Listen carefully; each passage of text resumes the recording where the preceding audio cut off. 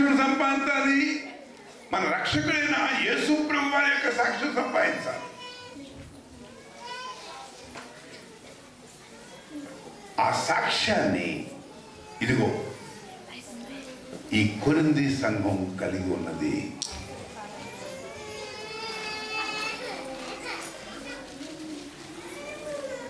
సాక్ష్యం లేని విశ్వాస జీవితం వ్యర్థమైనదే.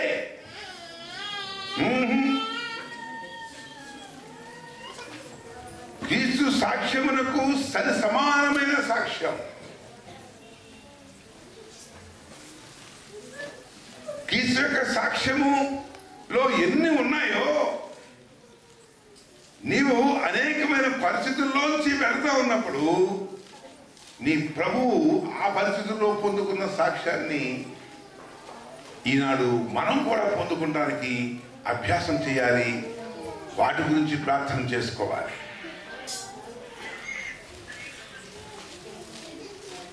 విశ్వాస జీవితంలో ప్రాముఖ్యమైనది అంటే సాక్ష్యం. సంఘాల్లో సాక్ష్యాలు చెబుతూ ఉంటారు. దేవుని నామకు స్తోత్రం. మీ అందరికీ నా వందనాలు. మొన్న బీరువా తీసు ఎక్కడో పెట్టి మర్చిపోయాను. ఎంత చేసుకున్నాను నాకు కనపడలేదు. అప్పుడెప్పుడో సాక్ష్యం విన్నాను. ఆదివారం సాక్ష్యం చెబుతాను ప్రభువా అని అంటే ఒక అక్కకి పని అయింది. అది గుర్తొచ్చింది నాకు. నేను కూడా మొక్కుకున్నాను. మొక్కుకొని అట్లా లాకర్ తీసాను. ఎదుగుండా కీ ఉంది. నిజంక అంతకుముందు 5 సార్లు చూశాను నేను. నా కంటికి మరుగైంది, కానీ ఇప్పుడు నాకు అది కనపడింది. దేవుని స్తోత్రం. అంటే దేవుడు దాన్ని తీసేసేసి పరలోకంలో పెట్టి ఈ అమ్మ మొక్కుకున్న తర్వాత అంటే ఎగతాళిగా అనుకోమాకండి, అది కూడా సాక్ష్యమేదే. క్రీస్తు సాక్ష్యం కాదు. క్రీస్తు సాక్ష్యం ఆయన చాలా పుస్తకాలు మర్చిపోయి ఇటువంటి సాక్ష్యాలు బైబిల్లో ఆయన నుంచి రాయబడ్డాయి. ఫోర్స్ఫుల్ విట్నెస్, శక్తివంతమైన సాక్ష్యం. మన ప్రభు అయిన క్రీస్తు కలిగిన సాక్ష్యాన్ని మనం సంపాదించుకుని మనం ప్రయత్నం చేయాలి. ఇవి చిన్న చిన్న సాక్ష్యాలు కదా.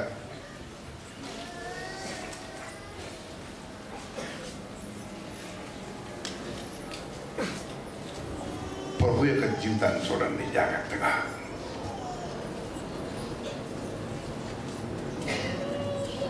ఆయన తండ్రి యొక్క చిత్తాన్ని నెరవేర్చుకుంటానికని ఈ లోకానికి వచ్చాడు. మనల్ని నూతన సృష్టిగా ఎందుకు చేశాడు? ఆ విలువైన క్రయధనముగా తన రక్తాన్ని ఎందుకు ప్రోక్షించాడు? తన యవ్వన రక్తాన్ని 33 సంవత్సరాలకే ఆయన ప్రాణాన్ని ఎందుకు పెట్టాడు? మనం ఆలోచించాలి. ఆయన జీవితాన్ని, ఆయన రక్తాన్ని, ఆయన ఆయుష్ని మనకిచ్చాడు. ఆయన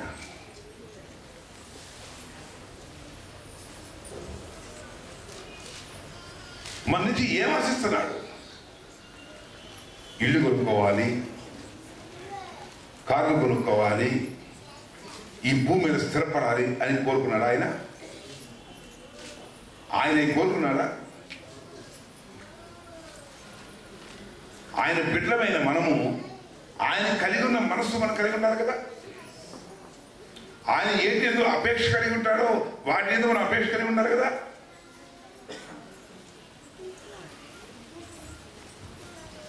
దేవుని బిడ్డలారా, ఈనాడు సార్వత్రిక సంఘం భూమి మీద స్థిరపడాలని ఆశపడతాంది.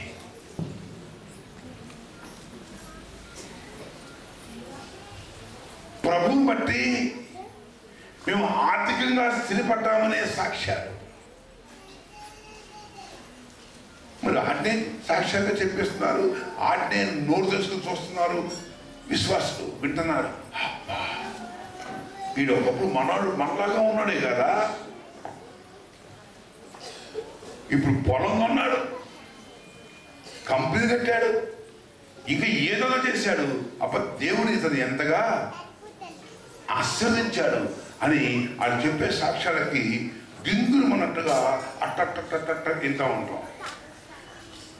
సరిగ్గా గమనించండి, ఆ వ్యక్తిలో క్రీస్తు సాక్ష్యం ఉంటుంది సరే, దానికి అనుబంధంగా ఏమైనా సాక్ష్యం కలిగి ఉన్నాడా ఆ కుటుంబం? మీరు కనుగొనలేరు.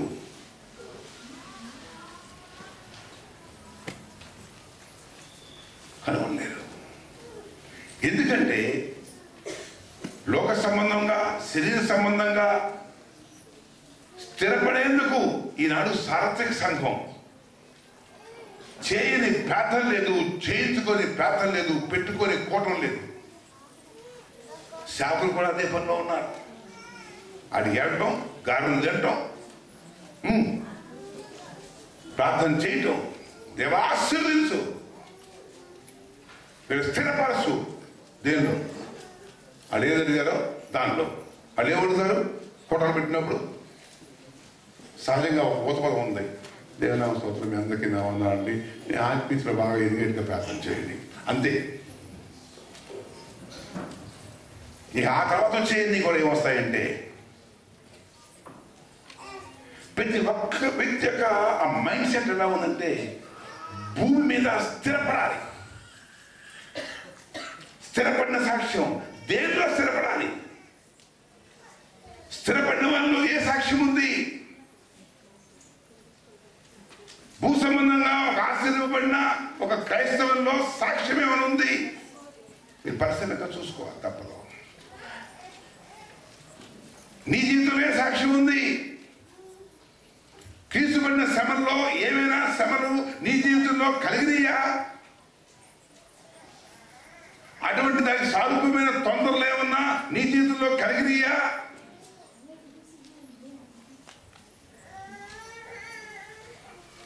కలిగినప్పుడు నువ్వు ఎలా స్పందించావు? క్రీస్తులాగా స్పందించావా?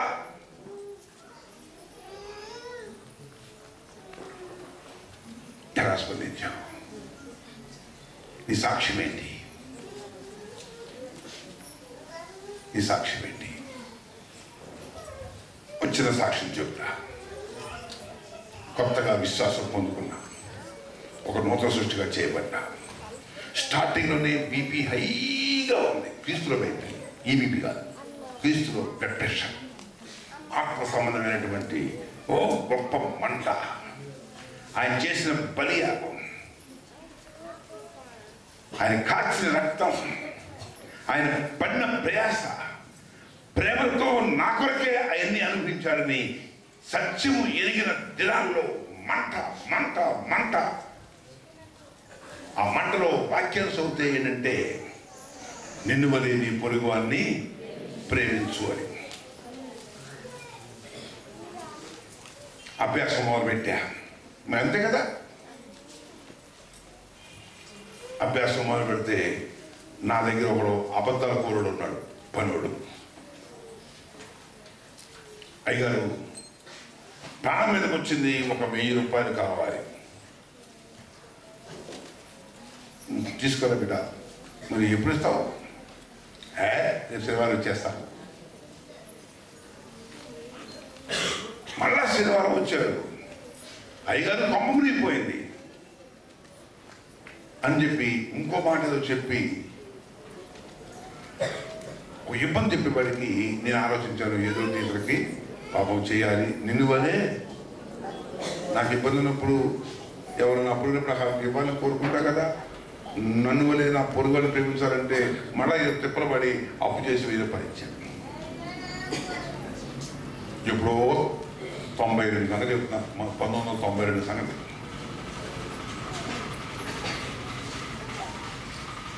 అట్టా 4 సార్లు వరుసనే వాడు మనకు మోసం చేశాడు.